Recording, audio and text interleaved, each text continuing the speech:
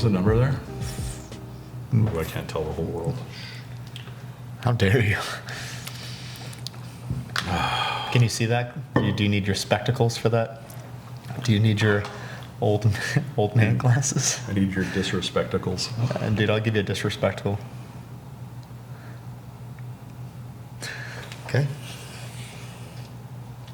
All right, ladies and gentlemen, welcome to Abel and Beyond. That's us. It is us. We have definitely been beyond. Abel and Beyond, take 29. Man. That's our official, yeah. So Scott and I are going to have a special conversation today, and we'll explain why in a few seconds here.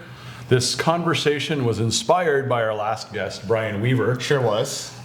Sadly. His video is currently sitting in a render folder somewhere in outer space somewhere that we can't program, get. and it just doesn't want to participate with us.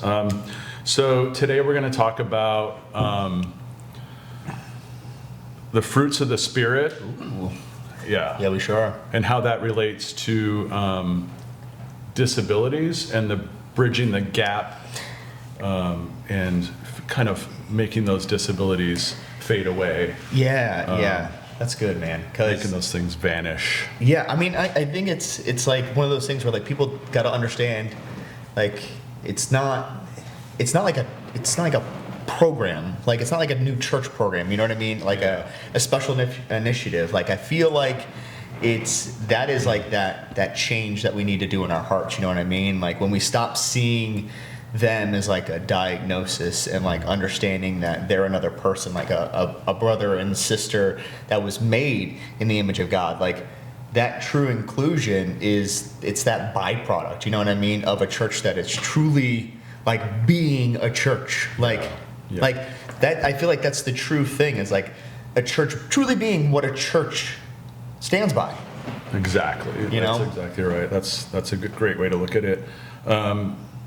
Yeah, we're supposed to sit with everybody. We're supposed to have everybody at the table. We're supposed to bring everybody in and include everybody. And that goes for when we feel uncomfortable about it, when it doesn't feel like that's maybe what we should be doing that day. But inclusion isn't always easy, but it's always the right thing to do. Yeah. I'll do a quick prayer. Yes. So God, we thank you. We thank you for this time. We thank you for the gifts of every person in your creation. Lord, open our hearts to see you as you and love you as you. Help us to learn how to build communities where every single person is celebrated, welcomed, and seen for the unique gifts that they bring. Amen. Amen. So yeah, man, we'll try and break it down. Like we feel like it's like, so the foundational fruits, right? Yeah. Like, so like love and joy. If you want to like start breaking down what you feel like those foundations of like that when it comes to like our attitudes and like our heart postures, like that's the big thing, right? Yeah, and those are really hard ones too. I mean, love and joy are, you're supposed to show love, right, no matter what, and joy is. I mean, we see love and joy every night at Shine. It seems so easy when you see it done right. But for some of us, it's a little trickier. Yeah, I mean, the craziest part that I feel like when it comes to like love and joy, I feel like those are like the really like contagious fruits. Mm-hmm. Like I feel like those are the ones that like is easy for us to like want to grab a hold of, because like those are the ones like the love and joy. Like I feel like those are the biggest like two dopamine hits for like us as humans. Yeah. Is like, ooh, like if I feel that joy, I get that nice like hit, and if I get that love, I get that nice feeling. But like, man, like I think those are like such like fundamental and like such foundational fruits, because I think the big thing that like people don't understand is like, man, without one, you have none. Yeah. You can't have goodness and kindness without love or joy, right? Correct. Like it's like a whole thing. So like I feel like when a church is filled with like that genuine deep-seated joy, right? It becomes like this magnetic place for everyone. Like when the church did that, like that whole transitional to like, hey, we are now like a special needs ministry. I feel like when they pulled that pin, like I feel like that magnetic field, man, just got so strong, because that's when you truly get the joy of that, when you get to see what they bring on Mondays, right? Like, because I feel that the way that we bear fruit and the way that we see how they bear fruit, we see it different, but it's the same thing, but like we need to just change like our mindsets on how like we deem them bearing fruit, right? Absolutely. You know, like I feel like that like the love and the joy, man, I haven't seen more love and joy than on a Monday. Oh yeah, absolutely. Dude. And it just, like you said, the contagiousness of that. You can go into a Monday night feeling however you want to feel, but you're not going to leave that way. You know? Yeah, that's the craziest thing. So let me backstep real quick, because I was going to say that the same thing that Brian said. So yeah, what you guys don't know is that me and Mark are running through a battle with that, but this is a makeshift episode 2 that we wanted to that was pressing on our hearts, that we wanted to get out there. But Brian had a lot of good things, and I promise you that Brian will be back, and he will be back very soon. He's going to be in an episode, I know, very, very soon, once we kind of get everything. But yeah, he was saying the same thing about that joyous and that feel that he gets on a Monday, and that's that contagion, you know what I mean? It's like that one person that feels that joy. I feel like they have this thing where they can almost like feed off of each other, because they bring that childlike faith that Jesus asked us to bring. And I feel like the more that we can bring the same childlike faith, I think that's when like that like little thing will change, where we can start to like truly like really bear that fruit, right? Absolutely. Like, because I know I've been I think me and you were talked about, like, man, like I've been definitely struggling with, you know, how I felt like lately, you know, with all the attacks at the enemy, and like it takes that understanding of like taking a step back and like, man, like, okay, like I gotta walk this path differently than what I used to do, because the old me would have probably packed up everything and I would have been done with it. You know, but like I know that this and what the enemy is doing is he's trying for us to not reach populations. Because I know that once this gets out to the mass populations and the people really get to see what we're trying to do and change the atmosphere of this stigma around church experiences with inclusion, we'll just say, I think that is what the enemy doesn't want out in the mass, right? And I feel like us knowing that and being the people that we are, bearing more fruit than where we were months and months and months ago, I think that is that dictational change, man, that like that's that response that like we need to have. It's the response that we see on Mondays, that we need to start making those same responses that we see our friends doing in a greater response. And like I said, I feel like that greater response is because like they don't have that mechanism that's shutting them down, that like that fear of the expectation of like what someone else thinks, you know what I mean? It's not like it's nothing, it's not an imitation, right? Like it's how they, you know, it gives the meaning of like no matter how they communicate, right? Like it feels like, I don't know, it's like a celebration. Like every week is like a celebration. Like the understanding of they don't have to be a spectator in it, and they can actually be a part of the joy and a part of it. Man, I think like that is like that change that and then we make it possible for them to we're there and we're maybe leading the programs, but they're really leading the whole night. They're in charge of everything. And they know that. They get there and they know that this is 100% for them. They know it and they feel it, and it shows, and it shows in the love they show back. Yeah, man. I mean, I think like in those foundational fruits of like love and joy, I feel like those are like the easiest for I feel like them to outwardly accomplish without having the mechanisms that like we do, which makes it so much easier for them. Their worship, you can see, is pure love and joy. And that is pure love and joy for Christ. That is not pure love and joy for me on stage singing to them. That is not for Mason singing to them. That is pure love and joy for them worshiping the words of Christ. And like, man, like when was the last time, like on a Sunday, where you sat and you're like singing and you're worshiping, and when like understanding like that there's no one around you. Yeah, that's never happened. Right? Yeah. Like absolutely. They have this freedom of being able to outwardly express love and joy to Christ that I feel like we can't touch. When given the right. Given the right When given the right ingredients. When you're given the right that's what I'm saying. Like when you get that right ingredients, and I think that's what we're going to be talking about and trying to put together today is like understanding that like having the right ingredients makes, like you can have great ingredients, but it has nothing to do with the dinner that you're trying to make. Right? So you put it all together. Correct. Right. But like if you have those right ingredients and you give them that inclusion space, or you give them that opportunity to actually show you what Christ truly wants, man, like a chance to show you who they really are too. Right. You know what I mean? And that's what really bridges the gap when I mean you can communicate, like some people come in who are nonverbal, they're whatever, but they're communicating with us, and they're communicating with God, and you can see it, and it's so beautiful. It's crazy. John Roth, bless his soul. John Roth. I mean, wow. we're going to talk about him on the podcast, but he was one of our friends. Smile, man. Yeah, he was one of our friends. He was completely nonverbal, wheelchair bound, but like through us being able to like see him for who he truly was, we were able to actually communicate with him. Like we said, nonverbal, but we were actually able to communicate with him through his board that not only did he want to be a man of Christ and get baptized, that he didn't even want to be in his chair and wanted to go underwater to get completely baptized. And like you said, that is someone that is nonverbal.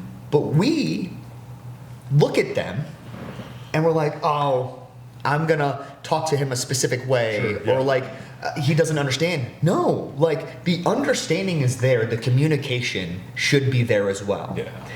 There should be zero void in the communication that we have with them, because I feel like we were talking about this before the podcast. One of our friends, Kevin, that comes to Shine, like he's another wheelchair nonverbal, but like to sit there and actually treat them as the humans they are and have conversations with them. They are men and women that are still want to have conversations with and you. they respond in their way. It's just knowing the responses, right? Yeah. It's like, and that's once again bridging that gap. Right, that's man. All it takes. It's all it takes. Understanding. Yeah, and then so like those are like the like love and joy, like you know what I mean. But then like there's also like we're gonna go through all of them, and like peace. Like I feel like that's that stillness, right? I feel like that's required to be truly present with someone, right? And like that allows us to overcome, I feel like, our own discomforts. Because I know that sometimes when you're coming into a special needs ministry or trying to start one or just meeting a new friend, like sometimes like if you're not pressed with it enough, like it's uncomfortable. Yeah. But like Jesus doesn't expect us to be comfortable. Exactly. Right? But like I know it's tough for us sometimes to like do that, but like man, understanding and like truly being with someone, like I feel like the peace of the fruit, right? Mm-hmm. That's the one that allows us to overcome like our own discomfort, and then just simply sitting with a person without like needing to fill that silence. Yeah. Right? Like because Kevin's not going to respond. But like if you bear peace, yes, you can sit in there and know that when you're praying over him, because I know you've prayed over him, when you pray over him and you see these things and you talk about these things, like that is the thing that like really can change in your fruit bearing. Like when you really understand, like I have to be at peace. Yep. You see for their peace, them to be at peace, and for it to be right.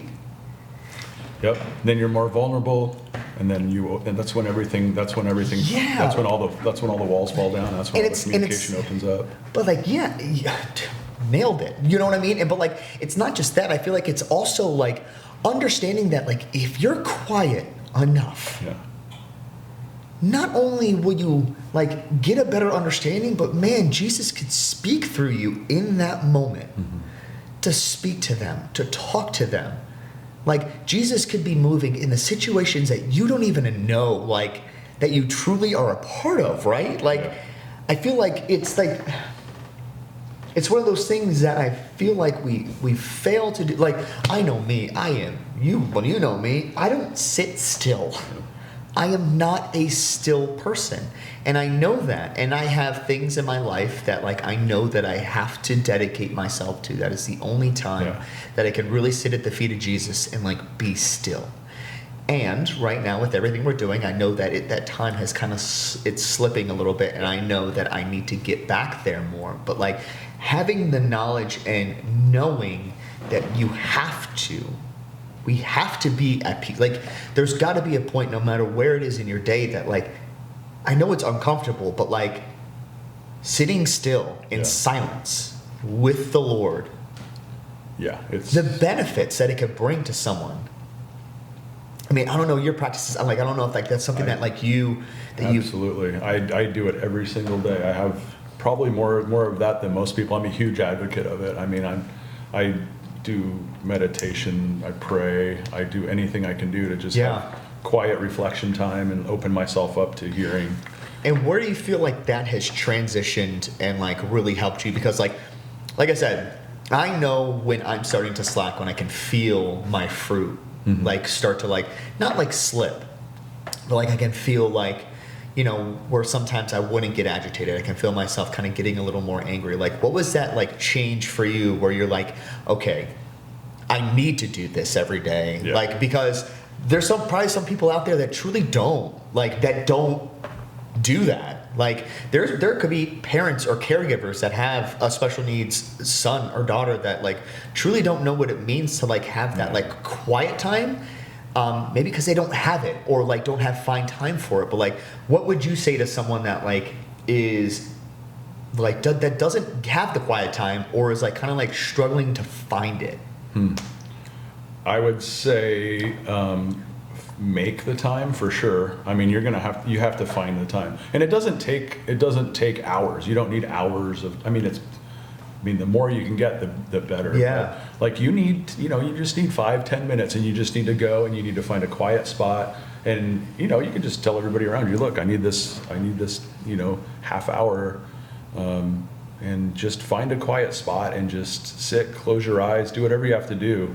And just, focus on your breathing, and just, that's when you can start to pray, and then you just have a nice conversation with God, and then that's when you're gonna hear the most. And that's so good. I mean, our pastor talked about it he talked a little bit about it this week, and he kind of hit it on it. We're going through Psalm 23 right now, which is fantastic. It's an amazing psalm, but like he hit on this, and like it kind of hit me, and I don't know about you, but like the statement is God doesn't move. He is always as close as you want him to be. Yeah. Let me say that one more time. He is as close as you want him to be. And when you sit and you truly think about that he is such a gentleman that he's not trying to impose, but he's always going to be there for when you need him. I think that is like one of those things where it's like, you said it, like, man, if you are like a parent or a caregiver that's like really having this internal struggle of like, man, I don't have that time, man, 1 minute is more than anything you could possibly imagine. And just sitting at the feet in full surrender to your Father just for 1 minute, he is looking at you with such joy and how proud he is of that 1 minute. And like, I feel like that is also a big thing, is like people don't realize like he's not begging for hours upon hours. He'll take any of your time. I had this analogy where I told Mark, like, he's that guy that like he'll just knock on your door and be like, hey, you want to hang out today? And you're like, I got laundry, I'm busy. Like, you know what I mean? Like, he's like, okay, I'll be back tomorrow. And he's, hey, how about today? He's always going to be there. It's just how hard we're looking. Yeah. Right? And I feel like that's the big thing when it comes to like the special needs communities, is like, man, like he's there. Yeah. It's, are you looking? Like leaders, like, are you looking like, oh, we don't have a big special needs community? You're wrong. Yeah, we do. You're wrong. Just in Pasco County, 1 in every 6 in just Pasco County is someone that is on the spectrum. Yeah, and that number That is absurd numbers. So like for people to be like, oh, we don't have the special needs community to do it. You're wrong. Like I feel like if we just expand our vision, because like that's when I feel like we get so narrowed in on just one specific thing that if we just just enough and just had one person, all it takes is one person to be like, I think that I can lead this. Yeah. We didn't have training. No, we didn't. The leaders didn't. It was just one solitary yes. Just be open to it. Just be open. It is one divine appointment that was said yes to. Mm-hmm. Because how many divine appointments do we miss when we don't say yes? The Holy Spirit is always asking you and always trying to guide you. And how many appointments have you missed by just not saying yes or being obedient, right? Yep, absolutely. So like, then we'll transition to like, there's like the relational fruits, right? So like, that is like patience and kindness, right? Mm-hmm. So like, I feel like patience is one of the most like practical fruits, okay, for inclusion. I'll say that again. Patience is one of the most practical fruits for inclusion. It's the willingness to wait for a person who moves slowly or has to like process it just a little bit slower. It's the gift of time. Mm-hmm. They don't like, you truly don't understand what you can do for someone if you just gave them time. And it's not, and once again, the same I'm getting chills by just thinking that, like, the same thing as quiet time. It doesn't even have to be this huge block of time. You look at somebody and you give them that welcome, that soft, gentle face. Dude. You know what I mean? And it just, like, people don't, and automatically they feel, they get this connection with you. They know that you understand, that they've been seen. And then a person's limitations becomes way less important. And you just connect with the humanity. Like if you give them that time, in that time of waiting, like their limitation just vanishes. Mm-hmm. Because at that point, it's not a limitation. You're dictating the limitation that you're setting on them. Yeah. By not giving them the time, by not being patient. Yeah, you know what I mean? Really like good. I feel like sometimes we dictate limitations on how fast we move. Because you know how fast I move. You just told me today, hey, dude, stop moving. Be still. Be still. Like, and that's what he expects of us. What a great way to like say it. Yes, like peace, be still. Yep. Like, man, like how much we as humans dictate someone's disability or their inability to do something based upon how much time we can give them. Yeah. Is detrimental to like what we're trying to do, this inclusion. Yeah. Like understanding that like if you're gonna try and do a special needs ministry, that you need patience. Mm-hmm. You need to be bearing fruit. Like you need to like want to bear this fruit, because the more that I feel like we bear the fruit, the closer that we can drive them to Jesus, right? The closer that like if we're patient, they'll see the patience that we have for them and they're going to feel welcomed. Yeah. If I'm rushing you out the door, do you feel like you're welcomed? Correct. Right. You know, and I don't know, man. It's crazy to think about how all this fruit is like all linked to like slowing down and patience and quiet and peace. And and like and all of it, like I said, you can't have one without the other. Yeah. You have to bear all of them, or you don't bear them at all.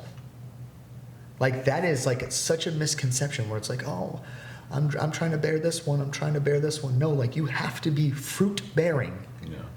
Because if you're lacking fruit, then you're truly not bearing the rest. Everything else is going to start lacking when you don't bear the patience or the kindness or the gentleness.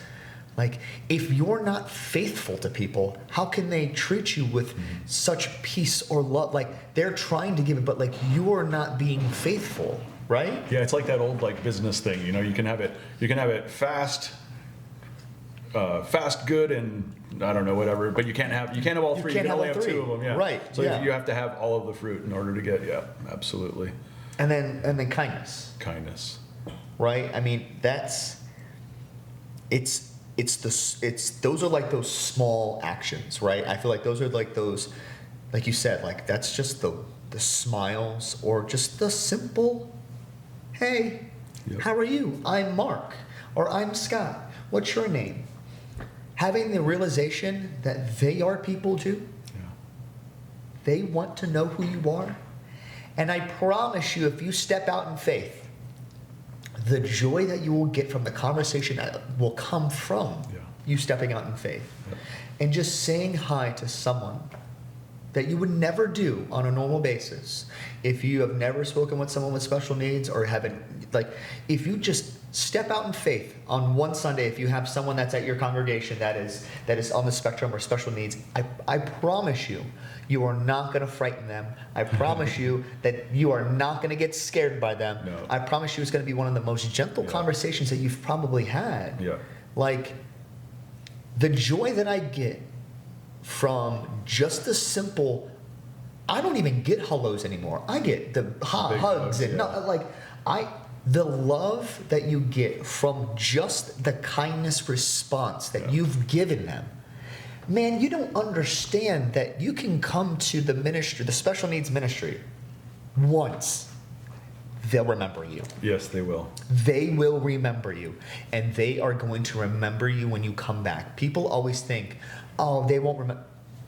You will. Yeah, my first few times at Shine, I'll be honest, I was highly intimidated. Like, I felt that huge gap we're talking about. I thought, man, these people are so different from me, and first couple times, but there's something that kept drawing me back. I was like, but man, like you said, the joy and the love and all the fruit that I'm seeing, I was like, I have to come back. And then as I kept coming back, man, it just like everything just shrunk. I used to watch you guys interacting and it was just so, I thought it was just so natural. And I was like, wow, that's crazy how they're just, it's just like a normal, like it's just anybody walked into the room and I was like, wow, I would love that, and I want to get there, and that kindness that you guys showed, and the smiles that you see coming through the door. Dude, that is it's brilliant, because that simple act makes all the difference for a person who is experienced for years of being ignored. Yeah. Right? Yeah. That interaction of kindness that we give them, like, you got to realize, like, they're ignored. Mm-hmm. Sadly, and that breaks my heart to even say that people ignore them. Yeah. They feel valued. Yeah. Right? Like, and the need to like categorize like the disability once again vanishes. Yeah. It disappears. Like, I don't know if you guys are connecting what we're doing, but like with every fruit that we bear in a church congregation, the disability vanishes. Because if we are doing what Jesus asks us to do and wants us to do, reach all populations, and we are doing it in the proper way, that disability vanishes. Yeah. You see them as an equal. Yep. I see every one of my friends on Monday as an equal person. Absolutely. No matter who you are, no matter what disability, no matter where you are on the spectrum, you are my friend. And they love just like us. They hurt just like us. They have, everything. They all have a life just like anybody else. They have friends. They have problems. They have. But what I'm trying, like, what we get the joy of seeing that a lot of our viewers don't, man, is like, not only do they do that, but they step out so much more in their faith than we ever would do. Yeah. They are. See, that is okay today. That is okay. Yeah. That's okay. Okay, so welcome back. Again. So today is today. Today is Thursday. Right now. So we're basically doing this live. So what we're getting at is that the whole front half of this thing is great. That's our backup from when it already went bad. And now this is the back half of what we thought was saved. I don't know how it just vanished. It is in space. So we shot yesterday's video, which was all ready to replace Brian's video. The video we did with Brian that went corrupt on our cards, on our memory disc. Which is unheard of. Which is unheard of, right? It happens, but it's rare. The schemes that the enemy is trying to go through. This has happened like 3 times in my career, and 2 of the times is dealing with Abel makers. You're welcome. Or Shine. What we're trying to tell you is the schemes that the enemy is trying to go through for this to not be a thing is comedic at this point. Struggle is real. So I'm wearing different shorts today. He is he's actually wearing shorts. I'm wearing shorts today. He's got the thighs out right now. I was sweating this, so I had to. So we're back. We are back, and what we're gonna do is, this is how great my brain is we're going to kind of jump back into right where we left off. So we kind of just went through all of the relational fruits, and now let's get into the sustaining fruits, right? So like your faithfulness and your gentleness, right? Yes. So I feel like the last group sustains us, right? Sustains us. Yeah, faithfulness it builds the trust, right? And it's commitment to show up when it's hard or inconvenient. Or uncomfortable. But that right there, that is the promise, right? That faithfulness says, I will not abandon you. And that is the big thing for them, is understanding the I will not abandon you. Because we work with a group of individuals that not only have been probably mentally abandoned, but have been probably physically abandoned as well. And to have that faithfulness, bearing that faithfulness where they know that you're going to be there is huge. Yeah. And that is, once again, going back on the thing of if we're bearing what Jesus expects us to bear, faithfulness is a fruit that he expects us to bear. The faithfulness is what should be driving this population to us. Because we should be able to show every day, at all times, how faithful we are, not just to ourselves, but to them. Mm-hmm. Because that is something that they've never truly had. That's right. You know what I mean? Kind of get handed around and passed off. Yeah, and that's got to be tough. And that is where I feel like these congregations can just succeed so much, is giving them that expectation of you are loved, you are seen, and we are not going anywhere. Yeah. We are here for you, and we want to see you grow closer to Jesus. We want to see you so close that the fruit that we bear is now the fruit that we all bear. That's right. Because I think if we get to the point where they can start bearing the fruits, the glory that they can stretch within their community of fruit bearing, I think is such a further reach than what we can grab. Mm-hmm. Yeah, absolutely. You know what I mean? Yeah, I think the best way to bear a lot of this fruit is to help others bear it. I think that helps you grow in your own faith, in your own in your own commitment, in your own faithfulness and gentleness and everything, is helping other people attain that, and then sharing that with other people, and like we do at Shine, we share it with them. They're going to grow, and they're going to share that with someone else. And it's just and it's having that expectation of being able to be there, to be that faithful person, no matter what that looks like. And might I add, that will look different, and that will look different every week, because their expectation of you being faithful to them is how they're perceiving and what they're needing from you spiritually right then. But that's what I think is so brilliant about this community, is that the expectations of it is the same. It's just, where are we looking? How narrow are we looking at this to be faithful? Do we think that since it's not a big issue to me, it's not a big issue? you know, but like showing that genuine like faithfulness to them to be able to like, okay, like understand it and like help process or like pray for them or whatever the case may be, or someone truly might just write them off, right? Yeah. But that like also is like that's like I feel like a good segue into like gentleness, because that's all like also that like second sustaining fruit, right? Mm-hmm. Like if you think about it, it's how I'm trying like how gentle we are still shows like the power that we can use, right? Like you don't have to be just so strong and mighty and like just so blunt forward. Like the gentleness, I think, is a God-given thing that I think that us as men, we also take it advantage where we think, oh, he's soft. No, like that's a gentle trait. That's what he expects us to be, is like that gentle, right? Yep. Gentle.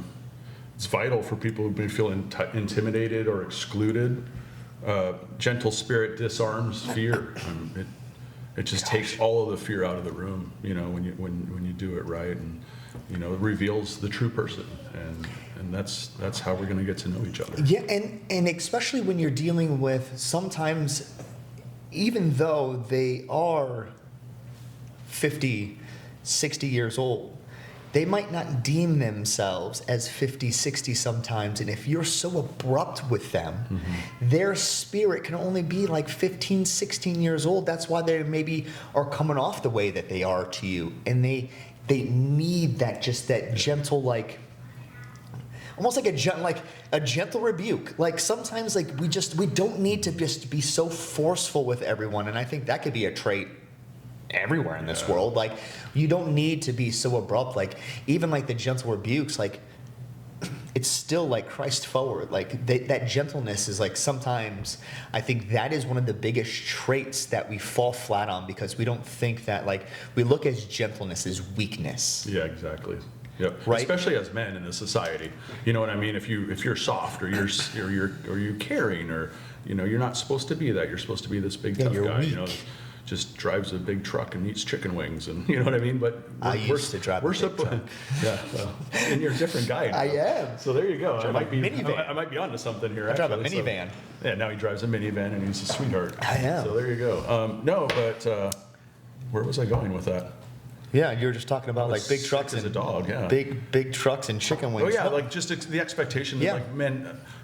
The role that they say that men are supposed to be in is this big tough guy role, but I mean, you need to soften up. Right, You need to be strong, but you also need to be able to show this. 100%, and I think that people need to understand that dictational difference. That like, just because you're gentle doesn't mean you're soft. Exactly. Those are two vastly totally different things. Totally different. Like just because you're gentle, Jesus was gentle.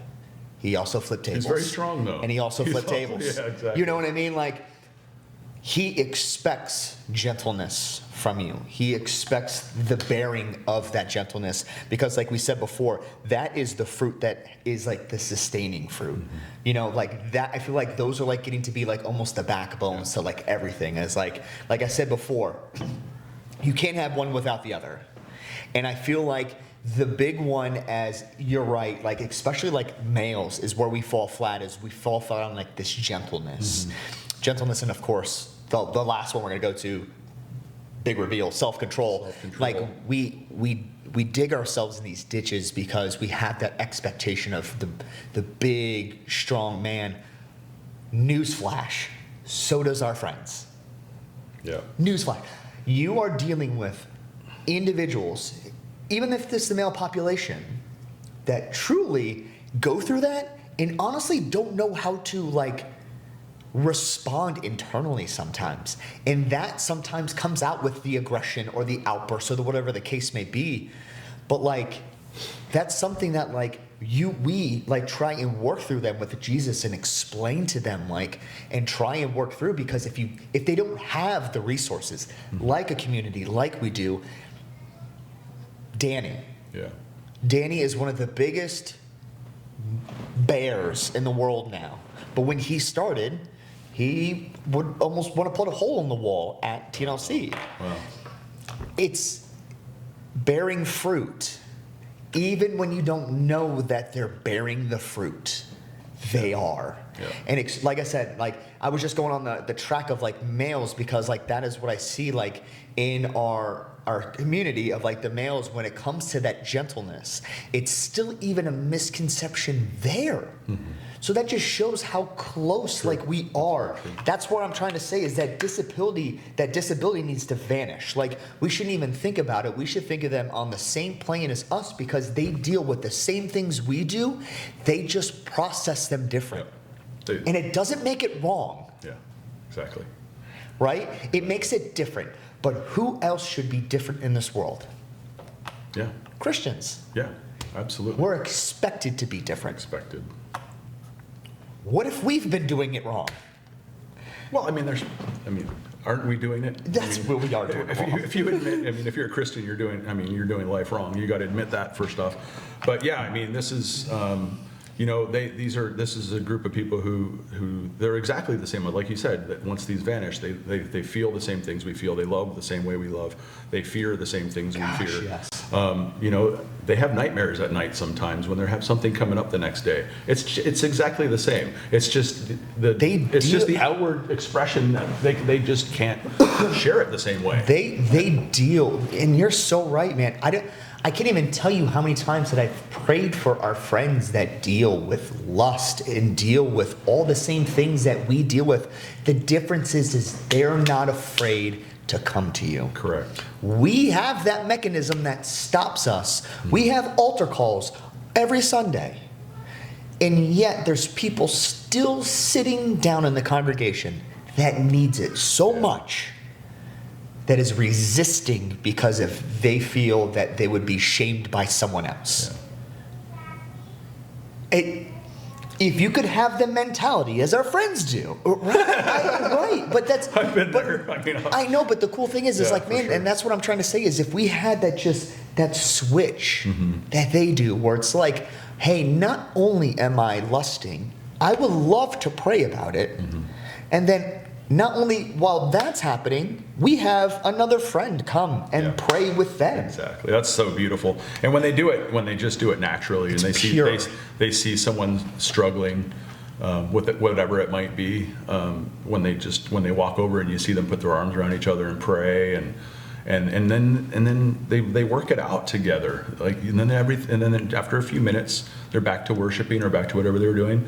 But the impact that it makes, the fruit, dude. But the impact that it makes, I feel like not just for them, but for the leaders that get to witness that. Yeah. I think that is so helpful in us bearing the fruit properly. Absolutely. Because you see that childlike faith, right? And you see what like faith with no restrictions looks like. No filters at all. No filters, no restrictions. Because that's what and that's why we want to make, and that's why we're making this, is because this population is being held down by the enemy, because this population is the only population that can give childlike faith 24/7. Yeah. And that's why the enemy doesn't want them to see the gospel. It is dangerous to the enemy. Dangerous to the enemy. And it's so dangerous that he doesn't even want us to talk about it with people. At all. No. Multiple times. We have. I fully expect to do this section again. Right? I just have a feeling that camera is not recording. But if it is, that's fantastic. Yeah. And if not, we'll talk about it again until we run out of. We're never going to run out. No. And then like if we could wrap this up with self-control, right? I think like self-control, okay, it allows us, right, as human beings to step out in love, like even when it feels awkward, right? And it's really intimidating. Like when you have the self-control to be fully there, fully present, no matter what that looks like, right? Whether that is walking up and down each set of chairs because they need to and they're stimming, or literally sitting next to Kevin, talking and praying over him. Holding his hand. That is when I feel like you see them for like who they truly are. Yeah. And once we could do that, once again, I'm going to nail this home, the disability starts to vanish even more. Yeah.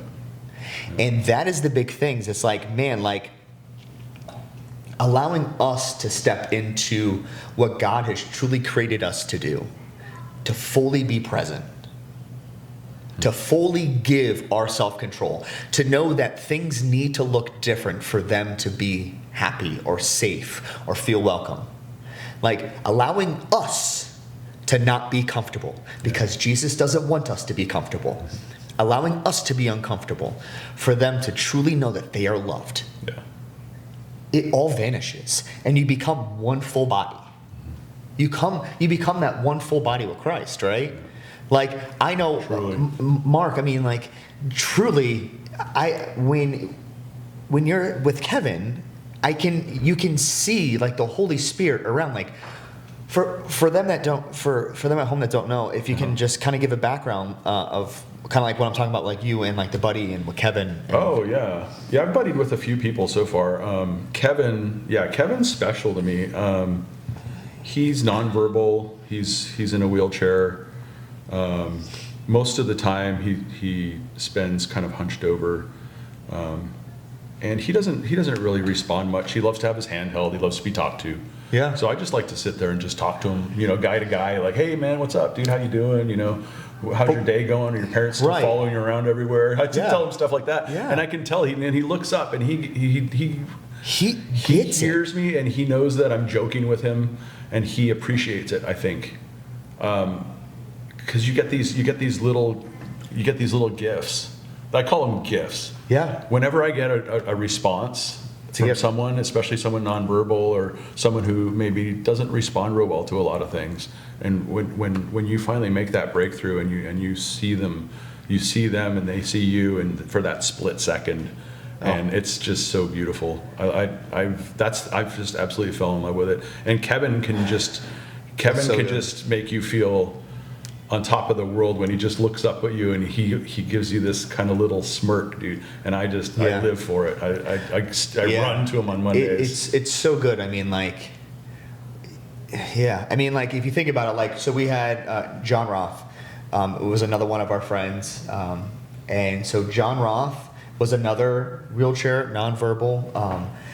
But through the obedience of us as leads and trying to truly bear fruit, and for us to get as trying to get as uncomfortable as like we can get to make sure that he felt loved, we were able to communicate non-verbally using his board. He had a picture board on the front of his wheelchair that not only did that he could barely even get his hand to, like he had to work pretty hard at that. He did, but he was able to tell us that, like, not only did he want to get baptized, that he fully wanted to get submerged underwater. Little did we know that the reason why he was doing that, and God was helping us with that, is that we were able to assist with all that. I was blessed to be able to be a part of that, and I was sat in the trough with John to get him baptized. And little did we know that he was going to be passing away May of this year. But like, that is what we're trying to do. But yeah, we are trying to get a community that is so far from God as close as they can, because the enemy wants to hold them back. Definitely. Because of people like John. Yeah. Our outlook on this disability community has been changed forever. Little did I know what God was doing when he put John Roth back into my life. Only for 1 year. Only for 1 year. I smile so big when I think of John, though. I'm sad he's gone. Obviously, I miss him. I loved having him around. But to think of him now, he's in heaven now and not in hell. He's in heaven. Yeah. He's not in that chair anymore. No. He's not communicating with some board with pictures on it anymore, man. He's running around. He's living life, man. He's living it. He's living the dream. In the and kingdom. For us to be able to be a part of that, just the smallest part, I know, right? I will never ever forget. No. And I think if we can punch one thing home, like, that's what we're trying to get on this episode, is like, if you are bearing fruit as a congregation, as a church, as a leader, you can reach a population that is so close to home that will change your church. It'll be the best thing Forever. you've ever done. Forever. It'll be the best thing you've ever done for your church. Period. So when we are filled with the Spirit, we see people as God sees them, right? We don't see their limitations. We see their gifts. And I think that's huge, because when we can start seeing for people how God created them, for the beautiful gifts that he gave them, knowing that every person in this world was created on purpose, just the way that they are, beautifully, the way that God intended, when you can change your mental idea that they are not broken, because they are not. Yeah, no. Nope. They are beautiful. And if you can change that, because I think that's the hardest thing, is people think that they're broken and they want to fix them. Yeah. Right? And I remember a sermon not too long ago at church, and it was talking about, he was saying, is God black? Yes. Is God white? Yes. Is God Asian? Yes. Is God big? Yes. Is he small? Yes. Does he have autism? Yes. Is he autistic? Yes. Is he in a wheelchair? Yes. Yeah. He looks like everybody. Yeah. That's beautiful. When you don't put a limitation on what God is calling you to do, that's when the disabilities vanish. When you put the limitations on what God is calling you to do, that's when you see every disability for what they are. Yeah. If you are bearing fruit as a congregation, as a church leader, this should be all over the world. Yeah. And if you need help or want to look at the curriculum that we're doing, please feel free. Even though we're packaging it together and getting it going, we have a year of curriculum already built up. If you want to see it or want to see what we're doing, please email us. Email is going to be attached. You can direct message us right here through the YouTube or on Facebook, whatever the case may be. We are here to help. This podcast is here for you to be heard and for you to be seen. We will be here when we don't have someone, but we already got someone for next week, and we're super excited for him to be a part of it. And for our conversations, and then Brian's going to come back, and we're going to get the ball rolling with a bunch of our friends. But we want you to know that we are doing everything in our power to make sure this is going to be out every single week, no matter what the enemy wants to do. Yeah, no matter how many times. Mark will come here sick. I'm sick, yeah, a little bit. To do this for you to be heard and for you to be seen, but that can only happen when you step out of faith. And you listen to this divine appointment that is stirring in your heart right now, and to reach out to be a part of it. Every way to be a part of it, including donations and partners and everything, it's going to be down below. But thanks for hanging in. We promised that it would come out this week. It's this week, and It's probably going to be out within an hour of us doing this, in all honesty. So thank you. 4 days in the making. Yeah, thank you. Subscribe, follow us. I promise you, we're coming out every week, and it's only going to get better and better, and the topics are only going to get better and better. If you need anything, please don't hesitate to message, to do whatever you have to do. Let this population be seen, and the only way to do that is for you to say yes. Yeah? Yes. We're fruit bearing, baby. Fruit. I love fruit. This is the second episode of Abel and Beyond. I'm Scott. Mark. We'll see you next time. Fruit time. Fruit time.